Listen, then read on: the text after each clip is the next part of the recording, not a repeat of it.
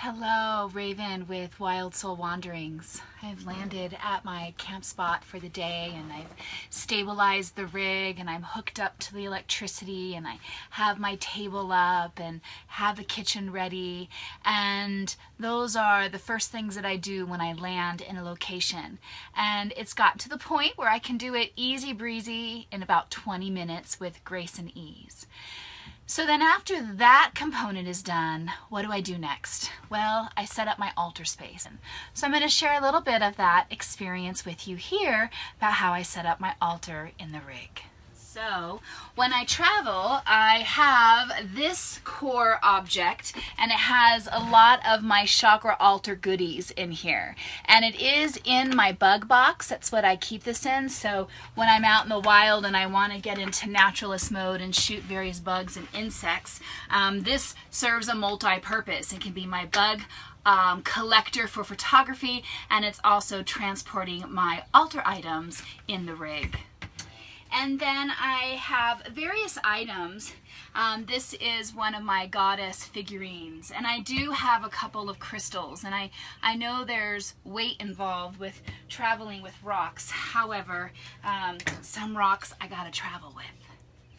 I also have several sun catchers set up around the rig, and these are really beautiful to capture the light that comes in through the space that I'm in at different times of the day. I have little various items that I have in the rig because they sit really well in this little space on top of my window valance and the top of my cabinet.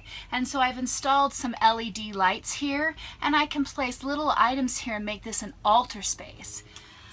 Another deity that I travel with is Durga, and she is just really the quintessential power of the feminine that comes in and births all of the other goddess forms driven from the wild primal. And she is almost akin to Ganesh in the sense that she is a remover of obstacles on that road to pure feminine goddess grace and power.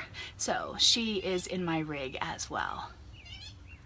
As I layer the items in my traveling naturalist bug box for my altar, the piece of fabric that I use to layer between the items so they don't break in transport is my Chakra Flags. And so if I have an opportunity to hang these up and bring these prayers into the wind and the space that I'm camping in, then I definitely do that. And so a little taste of my altar and some of the intentions I get to guard and infuse my space. All very meaningful. Ooh, fikabushis. And how the items are in relationship to one another. And so that is my little altar on top of my windowsill.